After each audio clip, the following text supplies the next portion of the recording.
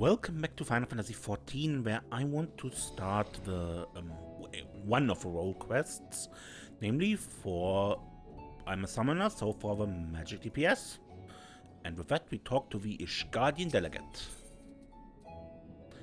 Our aching souls. Ah, my Lady Desiree, I've awaited your coming. The phenomenon wherein men turn into monsters, it pains me to say that Ishgard has not been spared. A dread blasphemy has appeared in the Holy See, and to compound the people's horror, the beast resembles a dragon. It is imperative that it be vanquished without delay, and to that end, we have begun assembling a hunting party. Given that fear and despair may turn our allies against us, we are being stringent in whom we choose for this duty. Yet, while we have confidence in the quality of our knights, the mission would greatly benefit from the presence of a battle mage, one who can stand unflinching in the face of our fell quarry. We would be hard-pressed to find an individual who fits that description better than you. Will you not lend us your strength and skill? You can count on me. We are in your debt. Just a moment while I relay the glad tidings to command.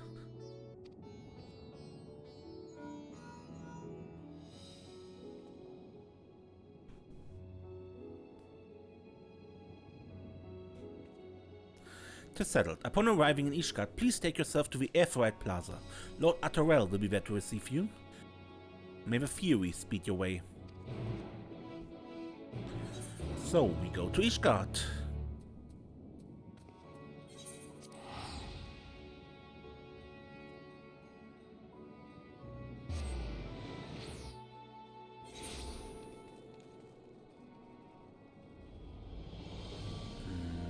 Where is he?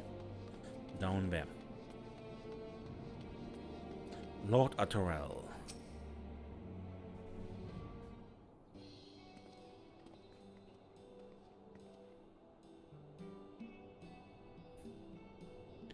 Desiree, I've been expecting you. Words cannot well express how heartened it is to have you fighting beside us.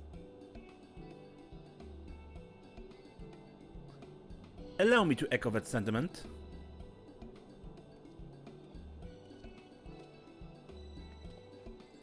Greetings, my friend. Lest you wonder, Lord Attorell and I are leading the effort to deal with a blasphemy. With your capable self in the fold, I have no doubt that we shall succeed. Without further ado, I shall brief you on the situation. It was a handful of days after the first beast appeared in Razatan.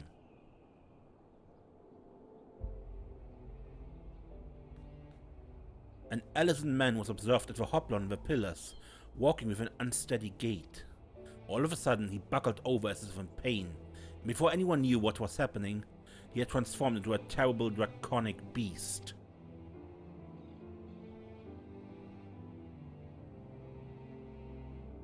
At the mere sight of this, many who chanced to be present also turned, and regrettably, the temple knights were forced to put them down. The blasphemy itself, however, took wing and fled. Profane Fafnir, we have chosen to call it, after the dragon man of Ishgardian myth.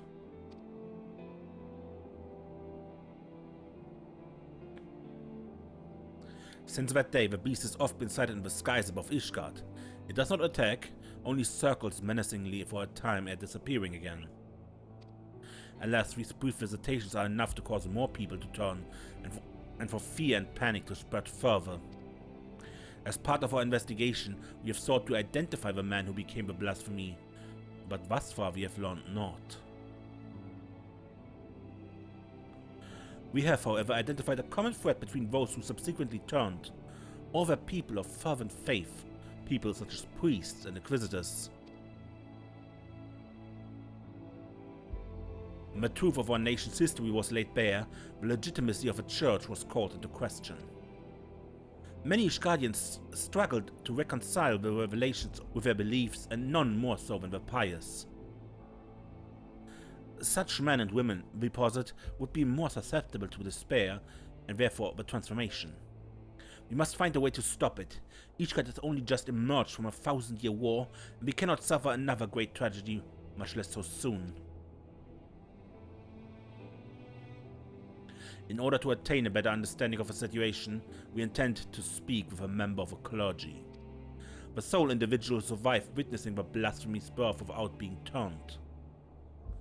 Clem is his name, and he's a deacon at St. Raymanos Cathedral. Come, let us seek him out there at once.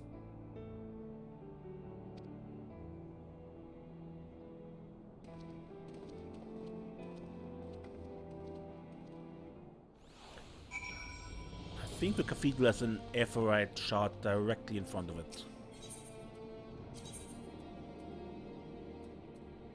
Jo, mit das.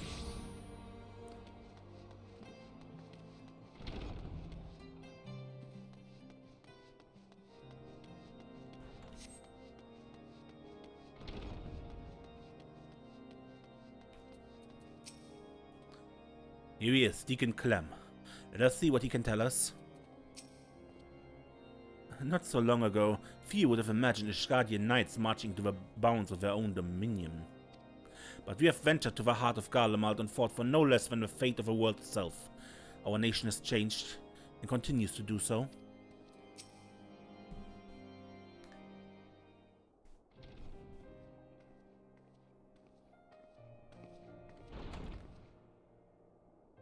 Lord Emmerich, Lord Atterell, and the savior of Ishgard besides.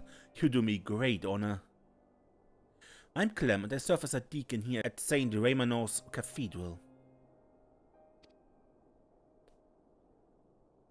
I understand you were among those at the Hoplon when the incident occurred. We give thanks to the Fury for your merciful preservation. We now seek to prevent the blasphemy from wreaking further havoc and would appreciate any details you can provide. Loath we are to make you recall unpleasant memories. Will you not recount to us what you witnessed that day?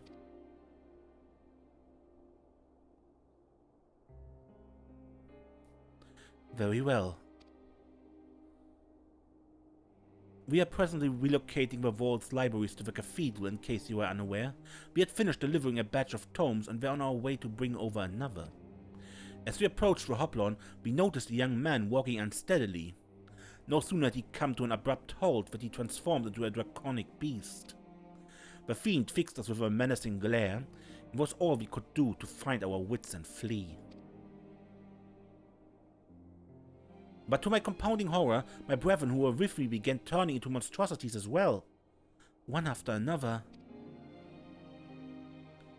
Praise the fury that you at least were spared, Deacon Clem. I cannot imagine how frightening the experience must have been.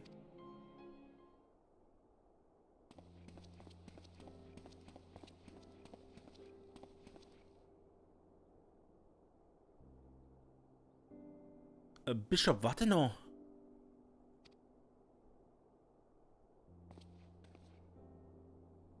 Forgive me if I interrupt.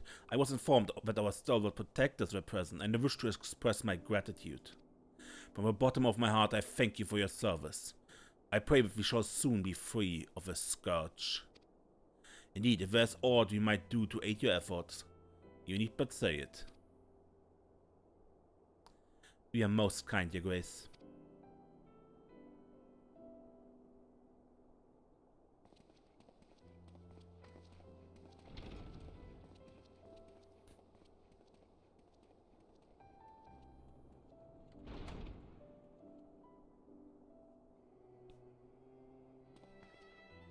That was Bishop Wattenau, the head of St. Raymanos and a member of the Synod.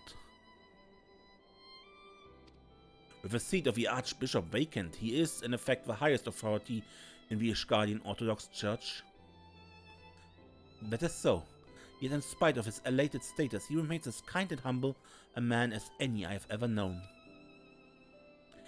Like his grace, I would do all that I can to help shepherd our people through this uncertain time.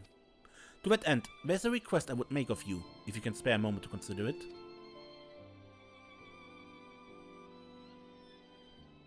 Of course, if it is within our power, we should be glad to offer you aid. Thank you.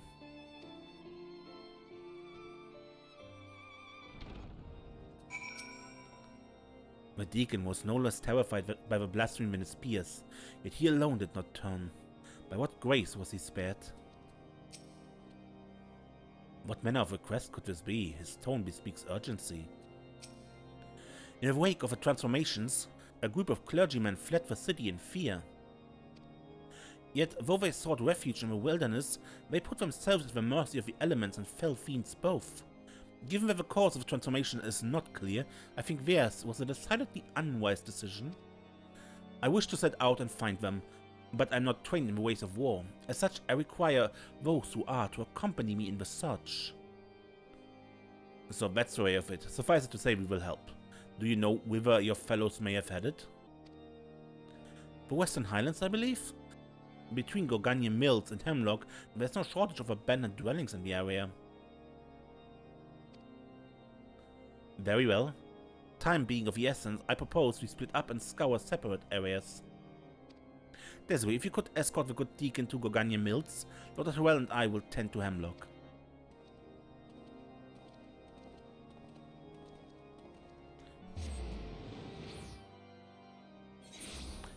Remember, Gorganian Mills was where we met Lady Isaac for the first time in Heavensward. Up there, far away from any Aetheryte. Alright, and there they are.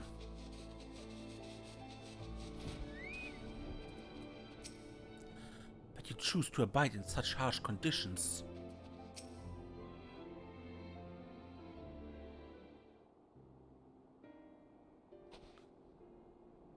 You. I see you find them.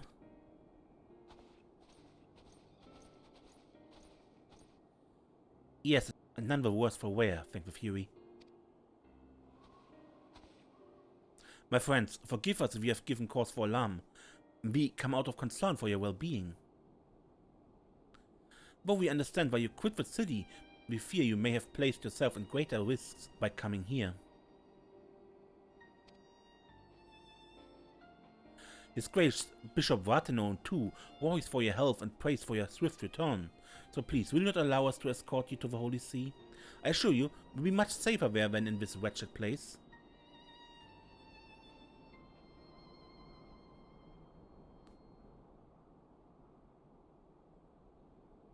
Servants of a Fury will never be safe in the city, don't you see?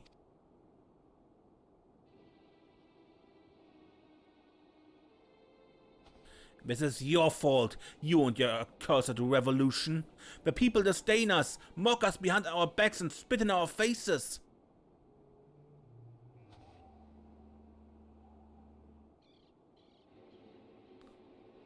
And now someone is conspiring to transform us into monstrosities, enemies of the church, I wager, emboldened by your deeds. So no, I will not go back to Ishgard. I'd sooner freeze to death than suffer your pity.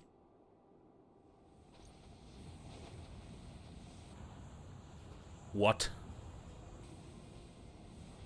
All I've ever done was in service of her. I am a good man. I do not. She cannot forsake me.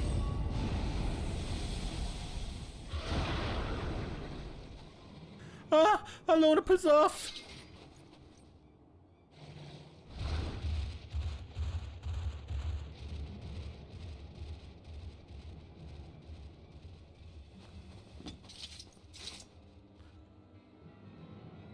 There's a way we cannot allow him to harm any others.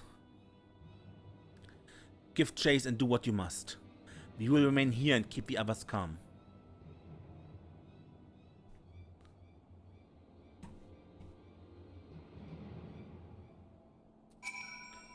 Deacon Clem, please do what you can to reassure them. Yes, of course. Do not worry about us, see to the beast. It cannot have gotten far.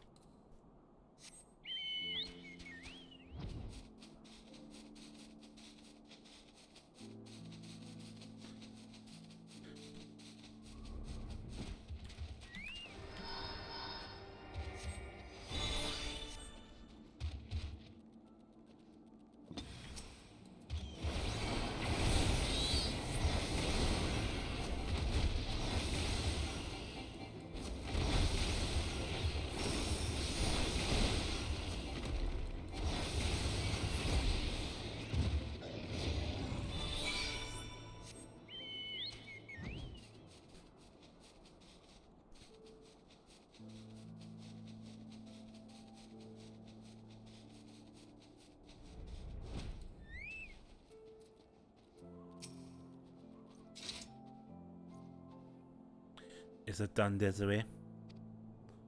It is. My thanks. What happened is most regrettable, but we must be grateful that no one else came to harm.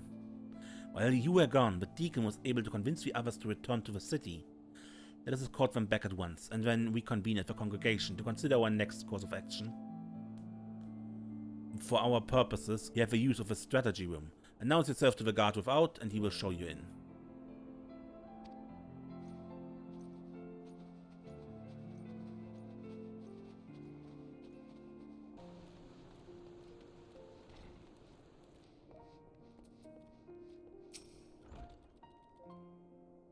Lords Emmerich and Naturel await you within the strategy room.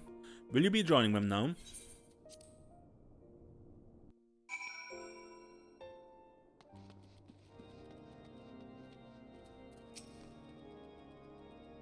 Here we shall discuss our plans to deal with blasphemy. Whensoever you wish to enter, you need but say so to the guard.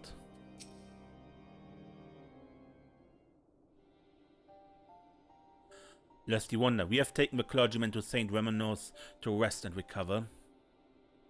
Truth be told, the thought that it may still succumb to despair and turn remains at the forefront of my mind. Yet the risk would be greater still were we to keep them at arm's length and deny them the comfort of a church.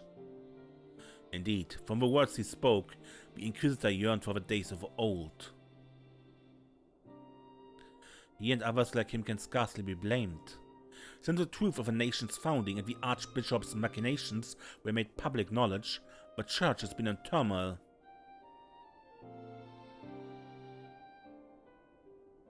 Though we have made great strides in separating religion and state, there has been far less progress in the reformation of the Church. For our faith has been everything to us, our purpose and our comfort. It is not an easy thing to reconcile one's belief with the betrayal of our spiritual leaders. Thus torn between their hearts and minds, many Ishgardians feel lost, and none more so than members of a clergy whose faith was once unshakable. Little wonder then that the most dedicated and devout are like to turn. So it seems, but further investigation is needed ere we draw a definitive conclusion. With the war's end, Ishgard has set out on a new path. The choice we make now shall determine our course for the future. Come what may, we dare not squander the chance we have fought so hard to attain.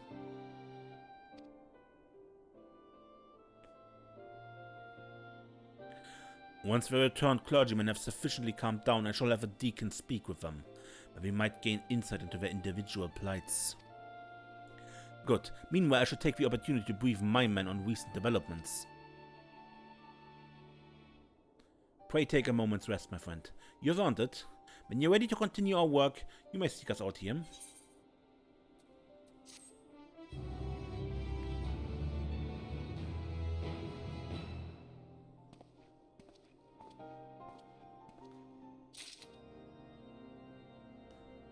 Let's continue in.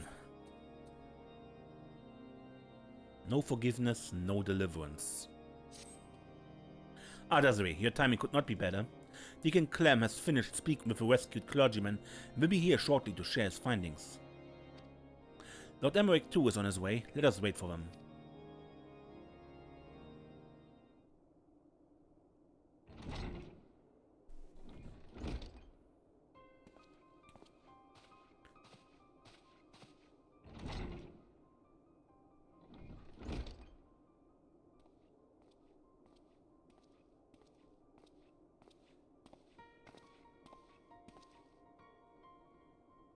Deacon Clem, we thank you for making the inquiry on our behalf.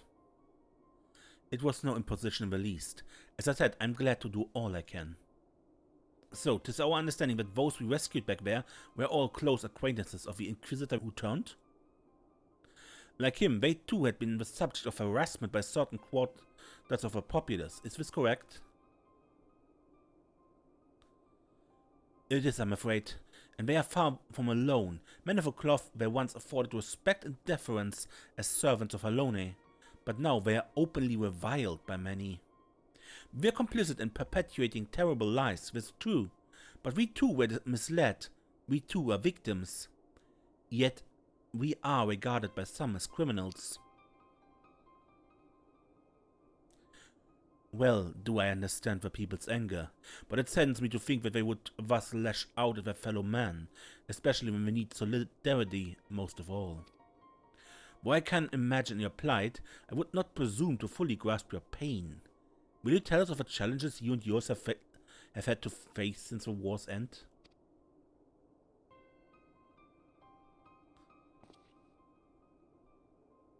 Like all sons and daughters of Ishgard, we dreamed of peace in our lifetime. But now that it has come, we find we have little cause to rejoice. Our faith has long been the foundation of our lives, and overnight that foundation has been crippled by fractures, beyond repair for some. To learn that we had been deceived, that we had unwittingly deceived others in turn was devastating. We who had once been shepherds to man found ourselves lost lambs, bereft of surety and wanting for guidance. We have languished in darkness, all of us.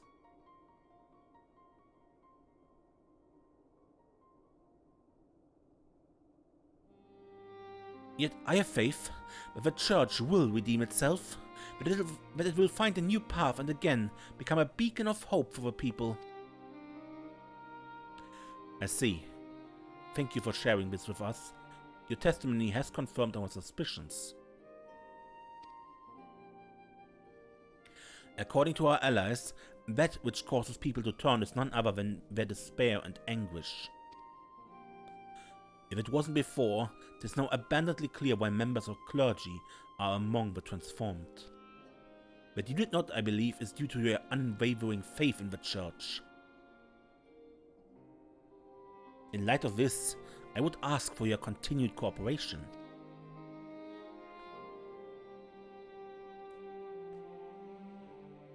Of course, anything to help my brethren.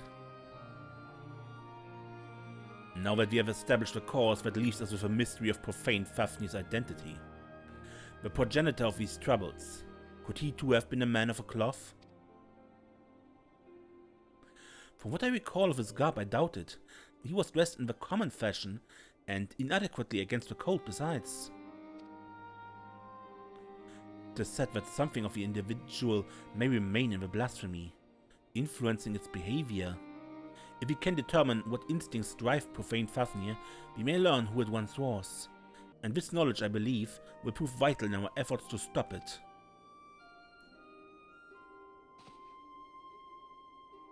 Deacon Clem, we ask that you reach out to your fellow clergymen. Please do what you can to ease their anxieties. Understood. As I have ever done, I shall provide what comfort I can to those in need. Meanwhile, we must make it a priority to identify the blasphemy. To that end, I would seek out more eyewitnesses. The Hoplon is a busy place at any given time. Some ordinary citizens are bound to have been present as the tragic event unfolded. I propose we make inquiries in the pillars. If you could attend to the Hoplon, Lord Atterell and I will look in the surrounding areas.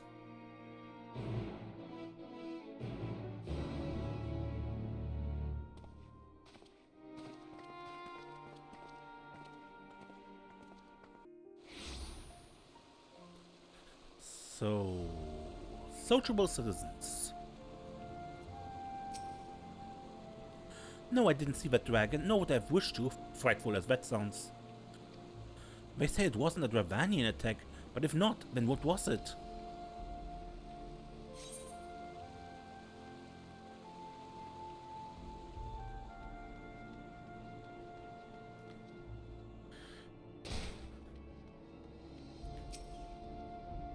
There are bound to be others who witness the transformation. We have to find them.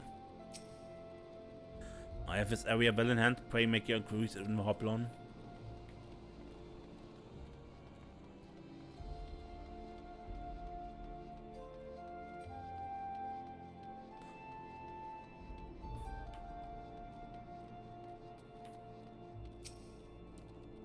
I wasn't present for the incidents at the Hoplon, but a young man poorly dressed for the cold. That I did see. I recall him well because an aide from St. Vaindros was searching for him. He was a patient at the infirmary, and by coincidence had the same name.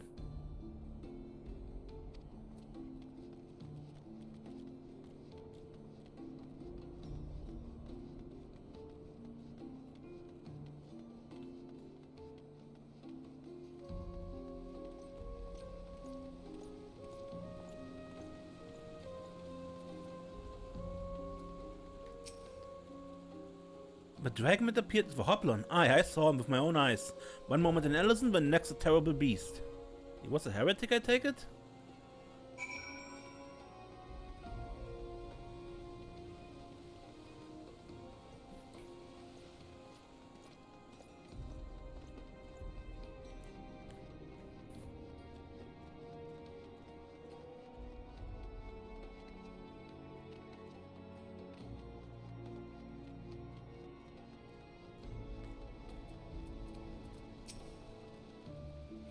There you are, Desiree. Did your search yield any fruit? A patient of a firmament's infirmary, you say? Among those with whom I spoke, one claims to have witnessed an individual fitting that description. A man walking in a stupor who did not seem to feel the cold. If he had wandered straight out of the infirmary, it would explain his state of attire. Yes, I dare say we found our blasphemy, but to think that his name should be Vaindro.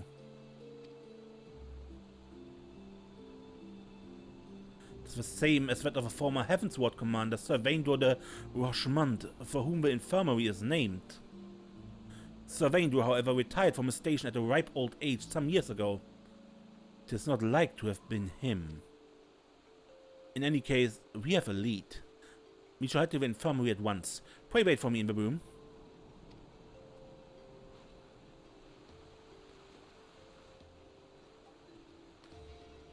Yeah. In case you don't know, the firmament is a new area of Ishgard that now gets unlocked after you defeated Nidhogg and was introduced in Shadowbringers patches as players actually rebuilt it as crafters and gatherers.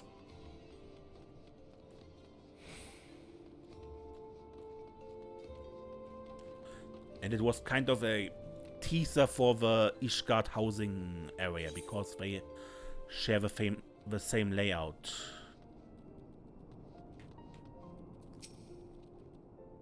Lord Atruel should not be long. Let us wait here. Just in case we cannot enter the firmament because we have not unlocked it.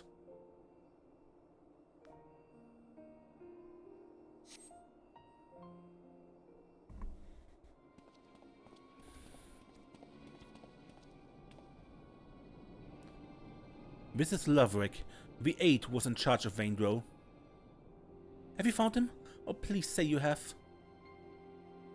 We have not, I'm afraid, but we seek to, and hope that you could tell us more about him. May we ask how he came to be at the infirmary? He was found by a patrol in the Central Highlands. After being treated for his hurts, he was brought to us for convalescence. Being in the prime of his years, he had not been doing well, but then... Prime of his years. By all accounts, he is no old man. It seems safe to assume it isn't Sir Vaindro. Oh no, he's definitely a different person, as I told Lord Atruel.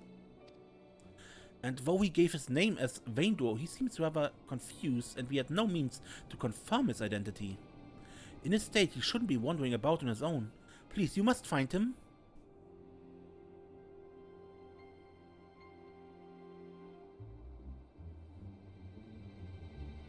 The man who recently turned into a beast at the Hoplon.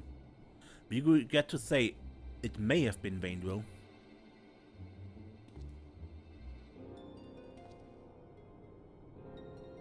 What?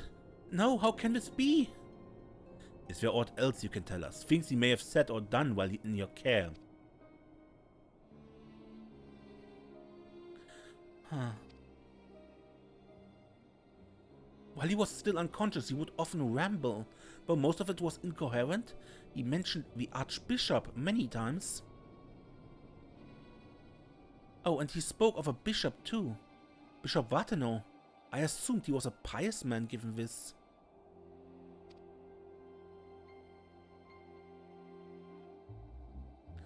I see. Thank you for your cooperation. We will continue our investigation. Should we confirm what became of Vaindro, inform you forthwith.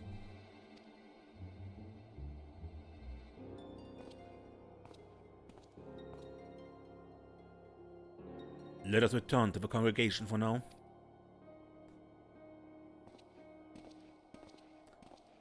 Now it couldn't be Sir Vaindro, because one of the Heavensward's short stories they have on the Final Fantasy XIV webpage also reveals that Sir Vaindro is in truth dead.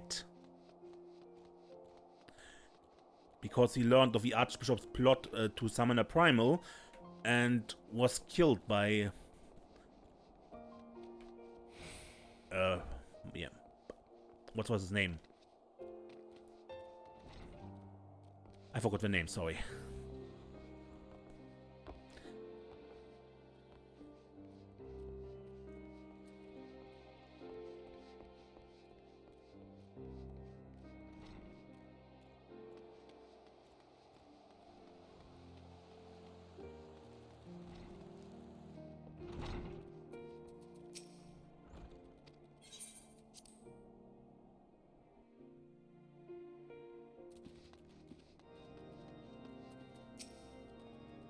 Who could this Vaindro be?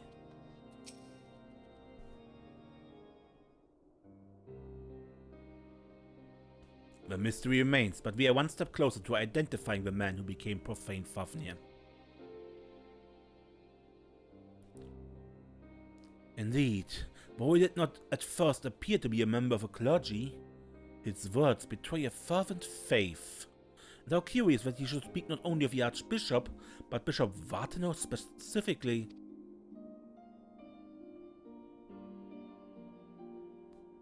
Perhaps he was personally acquainted with His Grace? In light of the possibility, I believe we should speak with him directly. Agreed. I will request an audience, but His Grace has many demands upon his time. It may be a while before we are seen. Should you have other business, pray feel free to attend to them in the meantime.